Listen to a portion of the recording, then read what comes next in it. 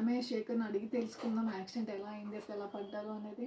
ప్రాణంలో ప్రాణంగా మాటల్లో మౌనంగా చెబుతున్నా. Hello guys, welcome to Gautami Shekhar official. చాలామంది కామెంట్స్లో అడుగుతున్నారు కదా, వదిన అన్నయ్యకి ఎలా ఉంది, అన్నయ్యని చూపించండి, అన్నయ్యకి ఒక వీడియో చేయండి అని చెప్పి. సో అందుకని నేనైతే మీకోసం ఈ వీడియో చేస్తున్నాను. అండ్ ఈ వీడియోలో శేఖర్ని తీసుకోవడానికి మెయిన్ రీజన్ అదే. సో మనమే శేఖర్ని అడిగి తెలుసుకుందాం యాక్సిడెంట్ ఎలా అయింది, అసలు ఎలా పడ్డారు అనేది. చెప్పు విజయ్, నాకేం గుర్తులేదు అసలు. యాక్సిడెంట్ దగ్గర నుంచి హాస్పిటల్లో ఉన్నంత వరకు గుర్తులేదు నాకు. ఓకే, పో నేనే చెప్తాను.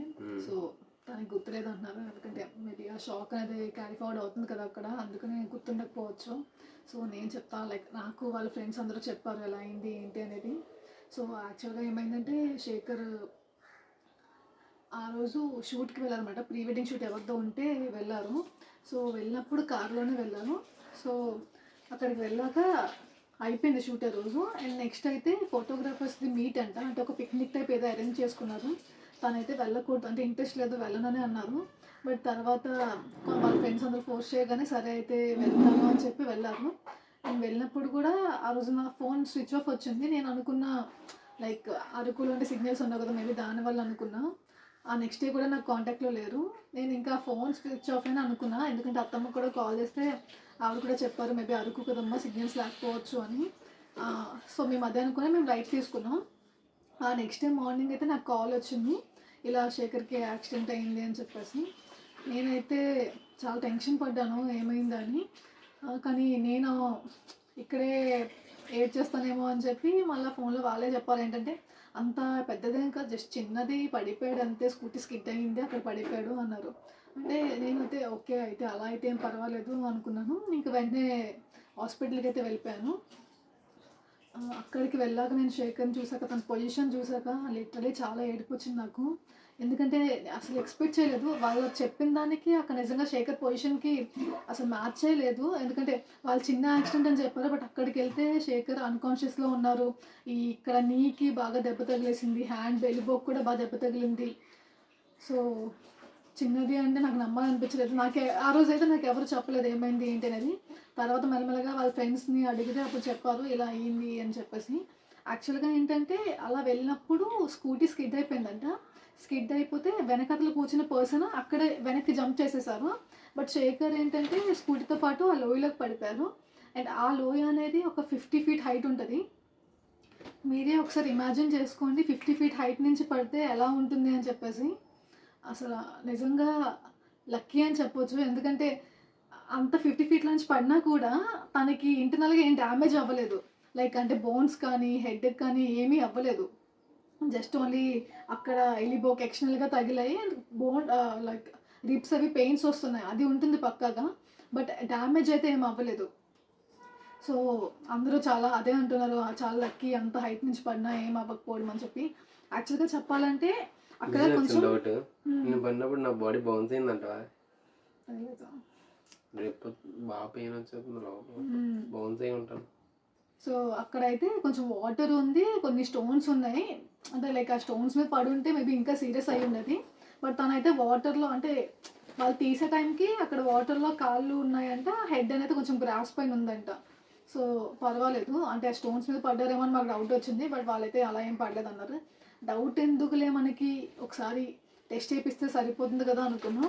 కేజీహెచ్లో ఆల్రెడీ టెస్ట్ చేశారు.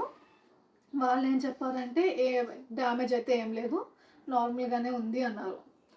బట్ మనకు నమ్మకం ఉండదు కదా. కేజీహెచ్లో ఆల్రెడీ 15 days ఉన్నాం అనుకుంటా. 3 days అన్కాన్షియస్లో ఉన్నారు, తర్వాత కాన్షియస్లోకి వచ్చారు. తర్వాత కొంచెం 15 days ఉన్నాము, అంటే అప్పుడు నడిచే స్టేజ్లో కూడా లేరనమాట. సో ఇంకా 15 days అయితే ఉన్నాము. 15 days తర్వాత కొంచెం శేఖర్ ఇంకా అప్పటి నుంచి ఇంటికి వెళ్ళిపోదాం, నాకు ఇక్కడ ఉండాలనిపించట్లేదు అని చెప్పి కాల్ చేస్తే ఇంకా డాక్టర్ని అడిగాము. అడిగితే వాళ్ళు కూడా చెప్పారు ఓకే ఇంటికి తీసుకెళ్ళొచ్చు, బట్ కేర్ అయితే బాగా తీసుకోవాలి అని. ఇంకా మేము ఇంటికి తీసుకొచ్చేసామన్నమాట.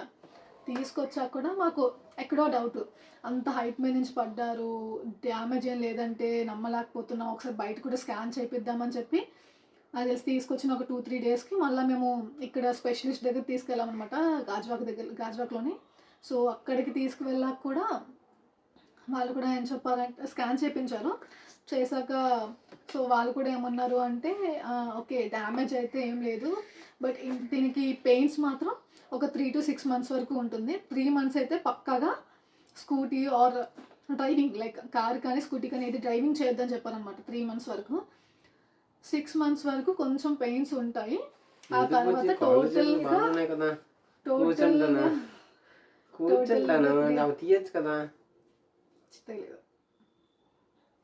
తెలీదు బట్ చెప్పడం మరి మనం వినాలి కదా. సో అయితే ఇంకా 6 months వరకు వద్దని చెప్పారు. మేము కూడా ఓకే అని చెప్పి మేము తనకు కూడా తీస్తా అని చెప్తున్నారు, బట్ మేమే చెప్తున్నాం వద్దు తీయొద్దు అని చెప్పి.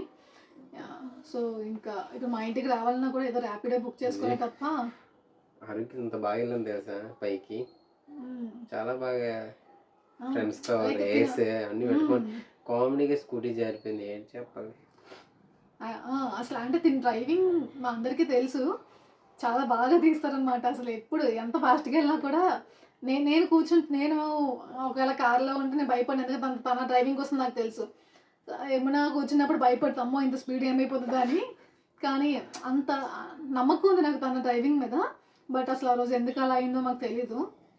వచ్చిన వాళ్ళందరూ చాలామంది అన్నారు మీకు దిష్టి తగిలేసింది అందుకే ఎలా అవుతుంది, వీడియోస్ చేయొద్దు అని చెప్పారు. బట్ శేఖర్కి చాలా ఇంట్రెస్ట్ వీడియోస్ చేయాలని చెప్పి, అందుకనే ఈ వీడియో ఒకటి చెప్పి ఒకసారి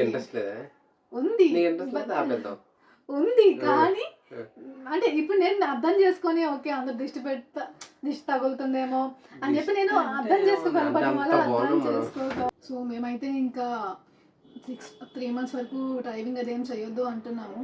సో మేము కూడా 3 months వరకు రెస్ట్ ఇద్దామని అనుకుంటున్నాము తనకి. సో పెళ్ళి అయితే క్యాన్సిల్ చేయట్లేదు, అవుతుంది. సో మేము ఇంకా 3 months తనకు రెస్ట్ ఇద్దామని అనుకున్నాము, బట్ పెళ్ళి అయితే చేసేసుకుందాం అనుకుంటున్నాము. సో ఇంకా అందరూ మీ డౌట్స్ అన్ని క్లియర్ అయ్యాయి అనుకుంటున్నాను, ఎలా ఉంది ఏంటి అని చెప్పి. సో పర్వాలేదు, మేమైతే ఇంకా వీడియోస్ కంటిన్యూ చేద్దాం అనుకుంటున్నాము.